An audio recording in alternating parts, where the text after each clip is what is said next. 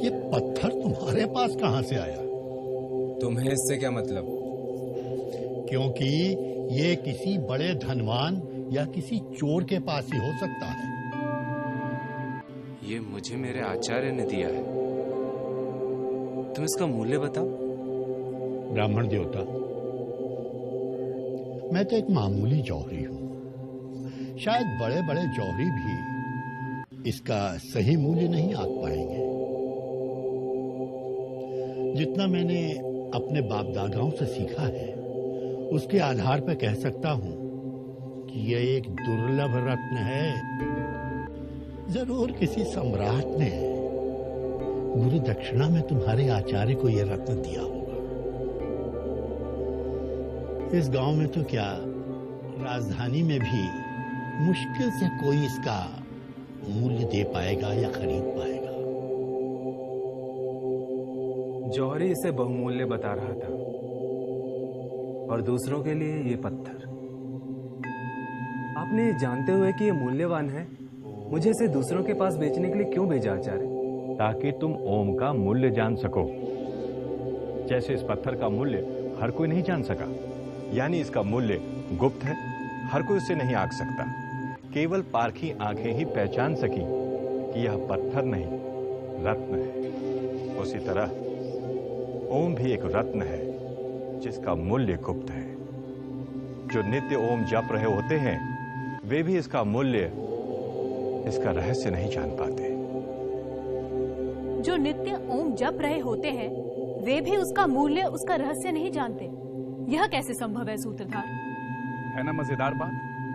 शायद इसीलिए ओम का महत्व समझाने के लिए पुराणकारों ने एक अद्भुत कथा की रचना की। भारतीय पौराणिक परंपराओं के जाने पहचाने पात्र और कथा ओम के अर्थ की। प्रजापति, प्रजापति, प्रणाम प्रजापति। मुझे आपसे एक प्रश्न पूछना है। पहले सांस तो ले लो। पूछो, क्या पूछना है? सभी कहते हैं कि प्रजापति के पास सारे प्रश्नों का उत्तर है।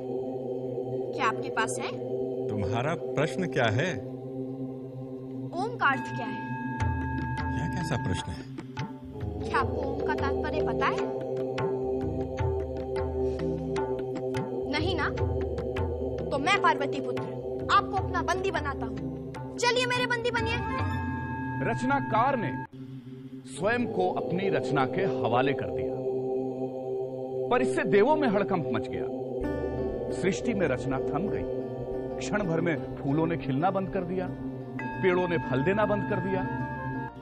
परेशान देवों ने सृष्टि के संहारक शंकर से गुहार लगाई, और देवताओं की प्रार्थना पर आशुतोष शिव ने कार्तिकेय से पूछा, कार्तिकेय, तुमने प्रजापति को बंदी क्यों बना रखा है?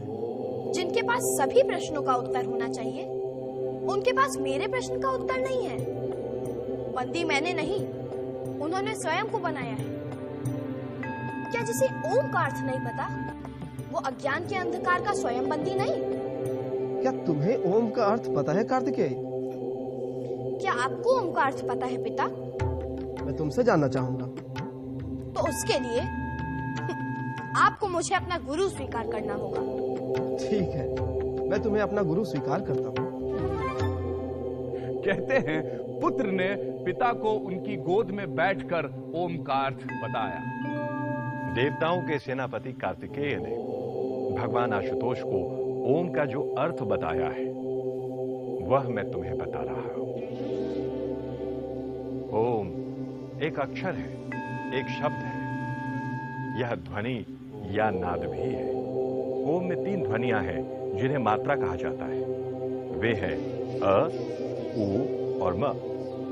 जब अ और उ मिल जाते हैं तो ओ बनता है, और जब इस ओ से म जुड़ जाता है तब ओम बनता है।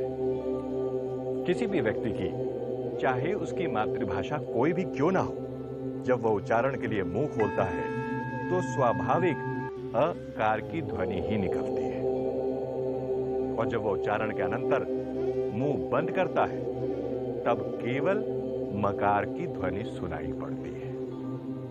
और जब वह ओटों को पास लाकर मुंह को आधा खुला और आधा बंद रखता है, तब ऊकार की नैसर्गिक ध्वनि सुनाई पड़ती है। यानी जब मुंह खोलते हैं तो अ, मुंह बंद करते हैं तो म, और दोनों के बीच ऊ की ध्वनि सुनाई देती है।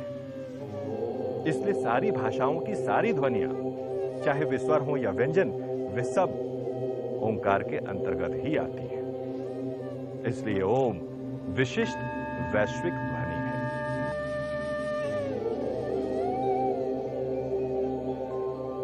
ओम ईश्वर का प्रतीक भी है। मांडुक्य उपनिषद के अनुसार जागृत अवस्था का समग्र जागृत प्रपंच ओंकार की प्रथम मात्रा अ से अभिव्यक्त होता है। समस्त स्वप्नावस्था का प्रपंच ऊ मात्रा से अभिव्यक्त होता है और सुषुप्ति अवस्था का प्रपंच म से अभिव्यक्त होता है। संपूर्ण प्रपंच ही ईश्वर है और जागृत, स्वप्न और सुषुप्ति ही समस्त प्रपंच है, और इन तीनों का प्रतीक अ, उ, म है। इसलिए ओम ही ईश्वर का अति अद्भुत प्रतीक है। ओंकार ईश्वर के निर्गुण स्वरूप का प्रतीक भी है। मांडुक्य उपनिषद का घोष है कि जैसे तीनों अवस्थाएं ब्रह्म या आत्मा से ही उत्पन्न होती हैं और उसी में विलीन हो जाती हैं, वैसे ही तीन मात्राओं से बना ओम भी शांति या निशब्दता से उत्पन्न होता है और उसी में विलीन हो जाता है। इसलिए दो ओंकार के उच्चारणों के अंतराल के बीच की निशब्दता, जिसे अमात्रा कहते हैं, निर्गुण ब्रह्म का ही प्रतीक है। ओंकार के उच्चारण के समय अ मात्रा उ मात्रा में, उ मात्रा म मात्रा में विलीन और म मात्रा निशब्दता में विलीन हो जाती है। उसी प्रकार उपासना के समय इसी ओम के उच्चारण को आधार ले साधक स्थूल जागृत प्रपंच को सूक्ष्म या मानसिक प्रपंच में और सूक्ष्म प्रपंच को कारण प्रपंच में विलीन करता है। आगे उसका भी अतिक्रमण कर वह केवल शांत निर्गुण शांतम शिवम अद्वैतम आत्मा में ही स्थिर हो जाता है। यही ओंकार उपासना की चरम सीमा है। यानी ओम वह सब अभिव्यक्त करता है जो कुछ अस्तित्व में है और जो समूचे अस्तित्व का मूल है, और जो सबसे परे है वह भी। ओम को प्रणव भी कहते हैं, यानी वह जिसके द्वारा ईश्वर की स्तुति की जाती है।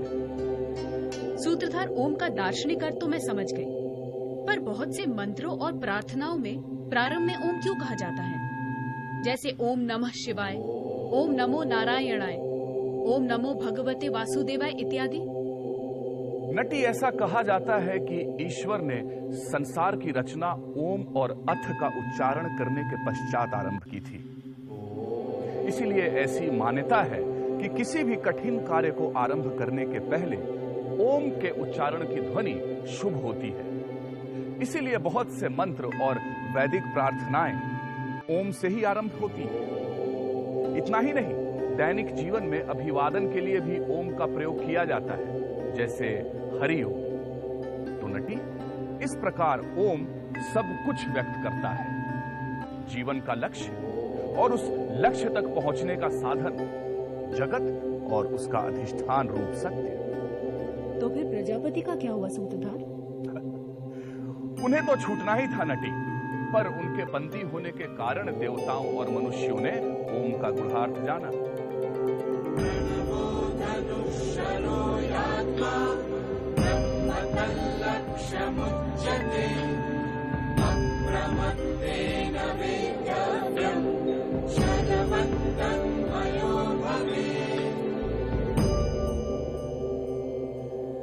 ओमकार धनुष है, जीवात्मा बाण है और अक्षर ब्रह्म उसका लक्ष्य कहा गया है।